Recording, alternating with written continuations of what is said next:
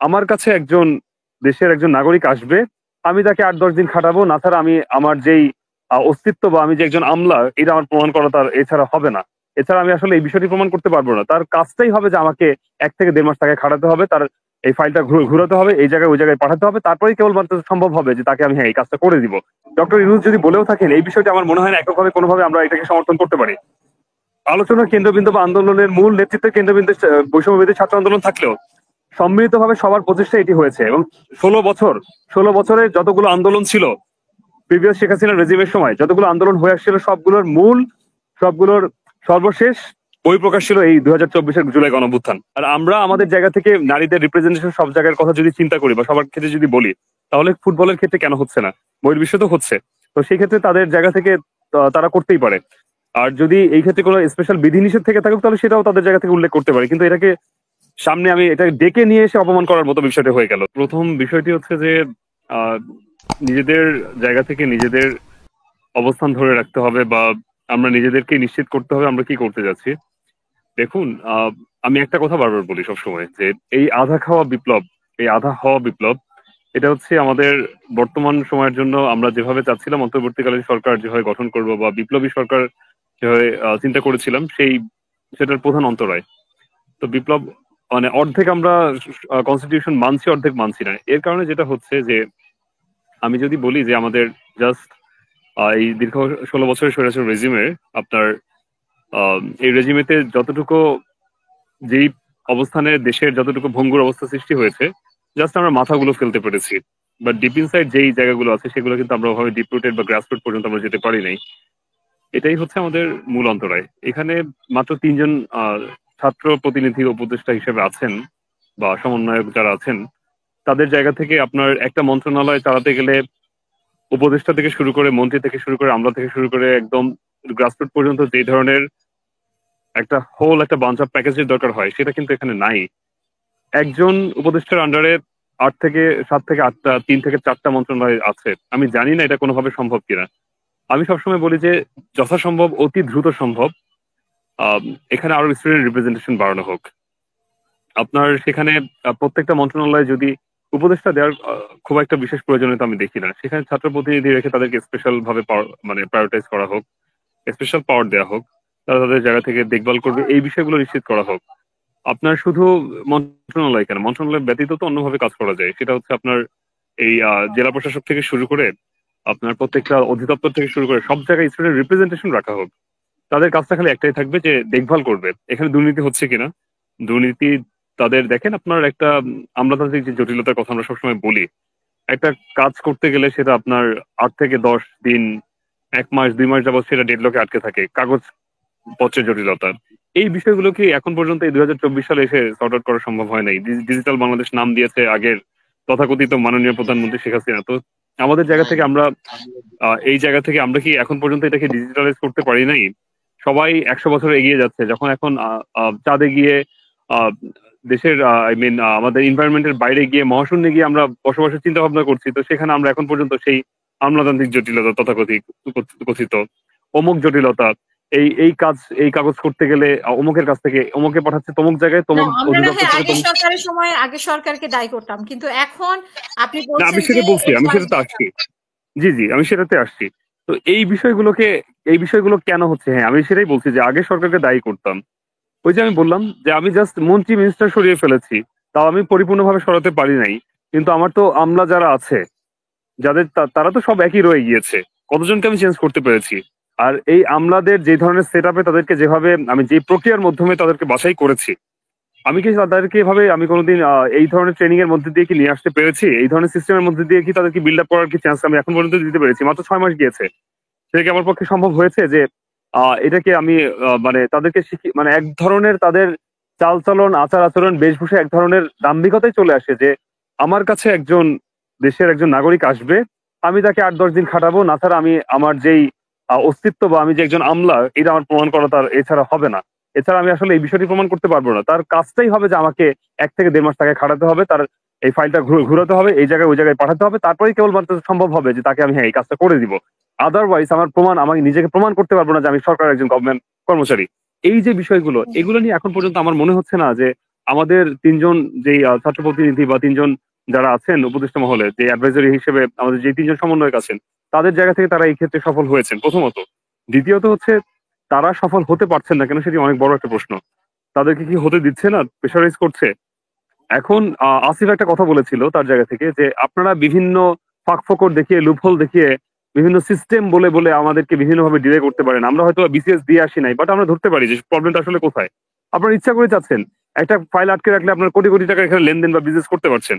এই বিষয়গুলোকে যদি কঠিন হস্তে দমন করতে যাই, তখন আবার নানা ধরনের ইস্যু চলে আসে।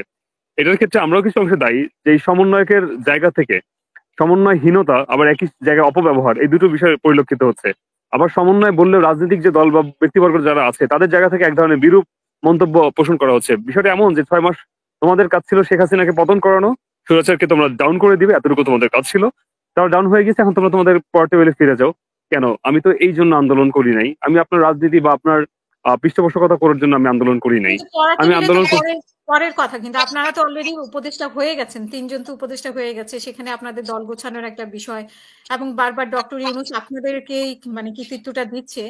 আর যদিও সেটা নিয়েও কোনো প্রশ্ন না, প্রশ্ন হচ্ছে যে আপনাদের সাথে কারা ছিল, নাকি আপনাদেরই আসলে এটা দান হিসেবে, মানে আপনাদেরই এটা কৃতিত্ব পুরোটা, এই জন্য আপনারা তিনজন উপদেষ্টা হয়েছেন। এখন আপনাদের দল গঠন করাটাও একটা বৈধতার পর্যায়ে পড়ে, আপনারাই দেশের দায়িত্ব নিবেন, সেটা নিয়ে আসলে বেশি ব্যস্ত, নাকি আসলে ওনারা কাজ করছেন? তিন উপদেষ্টা কি করছেন, মানে সে দলের ব্যাপারে? আমি তিন উপদেষ্টার ক্ষেত্রে তিন উপদেষ্টা ইজ নট ইনাফ, তিনজন অ্যাডভাইজার ইজ নট ইনাফ। 47টা 40টা যে কয়টা মন্ত্রণালয় এখানে আছে, এর দায়িত্বে প্রত্যেকটা জায়গায় স্টুডেন্টের থাকতে হবে। আমি এটাই বলবো যে এখানে মূল প্রবলেমটাই হয়ে দাঁড়িয়েছে এভাবে, যে আমি সংস্কার চাচ্ছি কিন্তু আমি হ্যামারিং করতে পারছি না। ওনারা এসে কি করবেন? ওনারা এসে কি আরো না, তিনজন আমার মনে হয় তিনজন টোটালি একা হয়ে গিয়েছে তাদের জায়গা থেকে, টোটালি একা হয়ে গিয়েছে। তার মন্ত্রণালয় সে যদি রান করতে যাচ্ছে, হ্যাঁ তার মন্ত্রণালয় যদি সে রান করতে যাচ্ছে, তাকে বিভিন্ন প্রশ্নে জর্জরিত হতে হচ্ছে। তার আমলাগুলো ঠিকভাবে কাজ করতে পারছে না। তাদের জায়গা থেকে তারা হ্যাঁ স্যার, ওই যে একটা কথা ছিল যে আমি আপনাকে বলছি না যে আপনি আমাকে স্যার বলে সম্বোধন করবেন, আপনি আমাকে একদম মাথায় তুলে নাচবেন, কিন্তু আমার সে চাচ্ছেই যে আমি আপনাকে স্যার বলে সম্বোধন করে আমি কাজগুলো করতে চাই। এই যে আমলাতান্ত্রিক যে একটা অভ্যাস, এই বদভ্যাস যে তৈরি হয়ে গিয়েছে, এটা এটার মূল অন্তরায়। আমি একটা কাজ করবো, বলবো এই মুহূর্তে, বলবো এটাকে অবিলম্বে এটার কাজটা হয়ে যাবে, গ্যাজেটের জন্য আমার আরো 14 দিন দৌড়াতে হবে না, কাজগুলো এভাবে করতে হবে। আমি যদি সারাদিন যদি আমার কাজ এটাই হয়ে থাকে যে আমি সংস্কার, তো সেটা তো অনেক ভাস্ট একটা ইস্যুস। এখানে তো শুধু একটি বিষয় নয়, এখানে বেশ কয়েকটি, একটা সংস্কার করতে গেলে আপনার আরো 3 থেকে 4টা বিষয় এটার সাথে জড়িয়ে যাচ্ছে। তো এইখানে ওই যে আমি যেটা শুরুতে বললাম যে বিপ্লবী সরকার গঠন করা ছিল, এটার সর্বপ্রথম মেইন ফোকাসটাই হওয়া উচিত ছিল সেটা, কিন্তু সেটা আমরা করতে পারি না, আমরা ব্যর্থ হয়েছি এই জায়গাতে। তো বিপ্লবী সরকার যদি গঠন না করতে পারি, আমার জায়গা থেকে আমি একজন আমলাকে বলে কেন সে আমার কথা শুনবে? আমি তাকে বলতে গেলে সে উল্টো আমার বিরুদ্ধে অ্যাকশন নিতে পারে, সে বলবে যে আমি তাকে হ্যারাস করছি। এখানে মনে হয় যে ওনাদের মানে যোগ্যতার অভাব, মানে দক্ষতার অভাব আছে এখানে। যদি দক্ষ কোনো ব্যক্তি আসতেন তাহলে হয়তো বা আরো সিনিয়র কোনো পার্সন আগে কাজ করেছেন, এরকম কেউ আসলে ব্যাপারটা অন্যরকম হতো। তো আমি এই বিষয়টা আপনার কাছে শুনতে চাই, এবং মেয়েদের ফুটবলের ব্যাপারে যে প্রশ্নটা করেছি এই প্রশ্নটার একটু উত্তর চাই সংক্ষেপে। না, খুব সুন্দর প্রশ্ন করেছেন যে দক্ষতার বিষয়। দেখুন, আমরা তো কেউ আমাদের মধ্যে অনেকেই পূর্ব থেকে যে রাজনৈতিক ভাবে খুব সাউন্ড বা একদম গতানুগতিক ধারা রাজনীতি করে আসছি সেটাও না প্রথমত। দ্বিতীয়ত আমরা কেউ সিভিল সার্ভিস থেকে আসছি, বিষয়টা এরকমও না। তো এই জায়গা থেকে হ্যাঁ দক্ষতার কিছু বিষয় থাকে, বা আমরা এটাকে বলবো যে আমরা সময়ের সাথে সাথে যাচ্ছি আর শিখে শিখে কাজগুলো আমাদের করতে হচ্ছে। সেই জায়গা থেকে আমাদের পিছনে আমাদের জায়গা থেকে সিস্টেমটা একটু অন্যভাবে চেঞ্জ করার দরকার হতে পারতো বা দরকার থাকতে পারতো। যে আপনার একই জায়গা থেকে আমি একজন ছাত্র প্রতিনিধি হিসেবে আছি, বাট আমার একটা স্পেশাল ক্ষমতা আছে, বাট অ্যাডভাইজার বা বোর্ড হিসেবে অন্য কেউ থাকবে, যে হচ্ছে যার দক্ষ আছে, যার হচ্ছে এখানে যার আনাগোনা আছে, বা যে এই বিষয়গুলো বুঝতে পারেন, তার জায়গা থেকে থাকবে। কিন্তু আমার জায়গা থেকে আমার ক্ষমতা টোটালি এভরি পার্সপেক্টিভে আমি আমার জায়গা থেকে স্পেশাল ক্ষমতায়ন দিয়ে আমার এই কাজগুলো করতে হবে, বা আমি যখন বলবো যে এই মুহূর্তে এই কাজটি করতে হবে, অবশ্যই সেটি পালন করতে হবে। বিষয়টি এরকম হলে মনে হয় বেটার হতো। আর তাছাড়া অ্যাডভাইজারের জায়গা থেকে, উপদেষ্টার জায়গা থেকে অন্তর্বর্তীকালীন সরকারের গঠন সিস্টেম অনুযায়ী আমরা কিভাবে গঠন করব, এই বিষয়টি অনেকটা ধোঁয়াশা ছিল সেই মুহূর্তে। আপনি জানেন যে ইউনূস স্যার ডিরেক্টলি তার জায়গা থেকে বলেছেন, সেই মুহূর্তে উনি ওনার সামনে যে কয়েকজনকে পেয়েছেন তাদেরকে নিয়ে উনি সরকার গঠনের কথা বলেছেন। এটি অনেক বড় একটি ভুল হয়েছে আমার জায়গা থেকে, আমি এটা আমার মতবাদ ব্যক্ত করব। কারণ এইভাবে না করে স্পেশাল ভাবে আপনার 5ই আগস্টের পরবর্তী সময়ে আমরা যেভাবে দেখুন, স্টুডেন্টরা কিন্তু তাদের জায়গা থেকে স্বপ্রণোদিত হয়ে অনেক জায়গায় দায়িত্ব পালন করেছে, এবং সে জায়গায় সফলতা বলেন বা বিফলতা বলেন, তাদের দায়িত্ব পালনে কিন্তু তারা অনেকাংশেই সক্ষম ছিল। তাদেরকে কিছুটা ট্রেন আপ করতে হতো। তো আমি এটা বলবো না যে তাদের জায়গায় এত বড় একটা রেভলিউশন করার পরে এই জিনিসটা এত ইজিলি সলভ করেই রাতারাতি ভাবে এই বিষয়টা এভাবে পরিবর্তন করা সম্ভব ছিল। এটা যেমন সত্য, একইভাবে এটাও সত্য যে আমাদের জায়গা থেকে আমাদের আরো অনেক বেশি স্টুডেন্ট রিপ্রেজেন্টেশন রাখা দরকার ছিল। শুধু যে অ্যাডভাইজার হলে রিপ্রেজেন্টেশন করতে হবে বিষয়টা তো এমন ছিল না, ফিল্ড পর্যায়ে অনেক জায়গায় রাখার দরকার ছিল। আপনার অনেক ধন্যবাদ। আমি আসলে আমার দুইটা প্রশ্ন কোনোটারই উত্তর পাই নাই।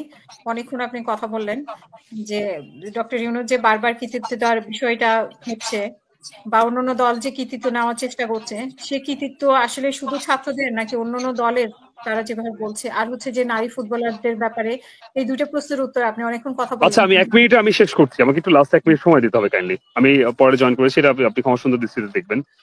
একক কৃতিত্বর জায়গা থেকে আমি কখনোই, আমি এর আগে আপনার যে টকশো গুলোতে আমি জয়েন করেছি আমি সেখানেও বলেছি এককভাবে কৃতিত্ব দেওয়ার পক্ষে আমি না। অ্যাটলিস্ট আমার জায়গা থেকে আমি বলবো সেটা না। কেন? শুরুতে এটা বৈষম্য বিরোধী ছাত্র আন্দোলন হলেও পরবর্তীতে এটা গণমানুষের আন্দোলন হিসেবে ছিল। 17 তারিখ ঢাকা বিশ্ববিদ্যালয়ে যখন অ্যাটাক করা হয়েছিল, যেই প্ল্যাটফর্ম বা ব্যানার থেকে এসেছিল, তো 17 তারিখের পরবর্তীতে কিন্তু এটা বেসরকারি বিশ্ববিদ্যালয় পুরোটা সময় লাস্ট পর্যন্ত রান করে গিয়েছে। সেখানে বেসরকারি বিশ্ববিদ্যালয়ের সাথে বিভিন্ন অর্গানাইজেশন, সেটা জামাত শিবির হতে পারে, বিএনপি হতে পারে, অন্যান্য ছাত্র সংগঠন হতে পারে, কিন্তু মূল কেন্দ্রবিন্দুতে কিন্তু বৈষম্য বিরোধী ছাত্র আন্দোলন রেগুলেটর হিসেবে ছিল। এবং এই জায়গা থেকে একক কৃতিত্ব দেওয়ার কোনোভাবে কোনো চান্সই নাই। গণমানুষের আন্দোলন যখন গণ অভ্যুত্থান হয়, সেটা কি এককভাবে কোনোদিন হতে পারে বা সম্ভব হয়? সেটা অবশ্যই কোনো যৌক্তিকতার দায় থেকে আপনি বলতে পারবেন না, এবং আমি এটা কখনোই সমর্থন করবো না, প্রথমত। আর দ্বিতীয়ত হচ্ছে, আন্দোলনটা বিভিন্নভাবে ইভলভ হয়েছিল, কোটা সংস্কার আন্দোলন থেকে গণ অভ্যুত্থানে ছড়িয়ে গিয়েছিল। সেই জায়গা থেকে কে কোন পার্সপেক্টিভে এসেছিল সেটি অনেক বড় একটি প্রশ্ন রাখে, যে কে কোটা সংস্কার করতে আসছিল, কে 9 দফা দাবির পক্ষে আসছিল, আর কে 1 দফা দাবির কেটে ঝাঁপিয়ে পড়েছিল, আর কে পুরোটা সময় A to Z ছিল। এটি অনেক বড় একটি প্রশ্নের সম্মুখীন রাখে। এই ক্ষেত্রে আমি যদি পুরো ওভারঅল চিন্তা করি, তাহলে এককভাবে ডক্টর ইউনূস যদি বলেও থাকেন, এই বিষয়টা আমার মনে হয় না এককভাবে কোনোভাবে আমরা এটাকে সমর্থন করতে পারি। আলোচনার কেন্দ্রবিন্দু বা আন্দোলনের মূল নেতৃত্বের কেন্দ্রবিন্দু বৈষম্য বিরোধী ছাত্র আন্দোলন থাকলেও সম্মিলিতভাবে সবার প্রচেষ্টা এটি হয়েছে। এবং 16 বছরে যতগুলো আন্দোলন ছিল প্রিভিয়াস শেখ হাসিনার রেজিমের সময়, যতগুলো আন্দোলন হয়ে আসছিল, সবগুলোর সর্বশেষ বহিঃপ্রকাশ ছিল এই 2024-এর জুলাই গণঅভ্যুত্থান। এটি আমি আমার জায়গা থেকে বলছি। আর দ্বিতীয় যেটি আপনি বললেন যে নারী ফুটবলারদের ক্ষেত্রে যে বিষয়টি হয়েছিল, এটি আমি সম্পূর্ণভাবে, আমি আসলে একেবারেই আমি এটার পক্ষে না, এবং আমি তীব্র প্রতিবাদ জানাচ্ছি। আমাদের দেশে নারী ফুটবলার যারা আছেন, এটি যদি এই ক্ষেত্রে এই ফুটবল দিয়ে যদি কোনো ঝামেলা হয়ে থাকে যে নারী ফুটবলাররা এই ধরনের রেস্ট্রিকশন মানতে হবে বা এই ধরনের রেস্ট্রিকশন তাদেরকে দিতে হবে, সেটা মন্ত্রণালয় থেকে আসুক স্পষ্টভাবে, তখন এটা নিয়ে আলোচনা হতে পারে। কিন্তু এটাকে নিয়ে এভাবে পাবলিক ম্যাচ দিয়ে তাদেরকে এভাবে হীনমন্যতার পরিচয় দিয়ে তাদেরকে এই ধরনের হেনস্থা করে, এটা কোনোভাবে সমর্থনযোগ্য না। বরং এটা আমি বলবো যে বহির্বিশ্বে আমাদের ভাবমূর্তি ক্ষুণ্ণ হচ্ছে। যদি আপনার মনে হয় কোনো এই বিষয়ে যদি কোনো ড্রেস আপের বিষয় যদি চলে আসে, তাহলে ড্রেস কোড ঠিক করে দেওয়া হোক। আর যদি মনে হয় যে না, এই বিষয়টি এভাবে না করে আর অন্য কোনোভাবে যদি কোনো সলিউশন থাকে, তাহলে সেটা স্পষ্টভাবে উল্লেখ করা হোক, সেটা নিয়ে গ্যাজেট প্রকাশ করা হোক, সেটা নিয়ে মন্ত্রণালয় থেকে দেওয়া হোক। কিন্তু এইটাকে জিয়ে রেখে মন্ত্রণালয় নিজেদের ভাবমূর্তি ক্ষুণ্ণ করছে বলে আমি মনে করবো। আর আমরা আমাদের জায়গা থেকে নারীদের রিপ্রেজেন্টেশন সব জায়গার কথা যদি চিন্তা করি বা সবার ক্ষেত্রে যদি বলি, তাহলে ফুটবলের ক্ষেত্রে কেন হচ্ছে না? বহির্বিশ্ব তো হচ্ছে। তো সেই ক্ষেত্রে তাদের জায়গা থেকে তারা করতেই পারে। আর যদি এই ক্ষেত্রে কোনো স্পেশাল বিধিনিষেধ থেকে থাকুক, তাহলে সেটাও তাদের জায়গা থেকে উল্লেখ করতে পারে। কিন্তু এটাকে সামনে আমি এটা ডেকে নিয়ে এসে অপমান করার মতো বিষয়টা হয়ে গেল, যে আপনি যখন তাদের অ্যাচিভমেন্ট সামনে আসছে তখন ঠিকই বাহবা দিচ্ছি, অ্যাচিভমেন্ট যদি কিছু না করতে পারলো তখন আবার ঠিক আমি তাকে তিরস্কার করছি। কিন্তু কোনোভাবেই এই বিষয়টি নিয়ে হেনস্থা করে আমাদের বহির্বিশ্বে আমাদের যে ভাবমূর্তি ক্ষুণ্ণ হচ্ছে, সেটি কোনোভাবে সমর্থনযোগ্য না। ধন্যবাদ।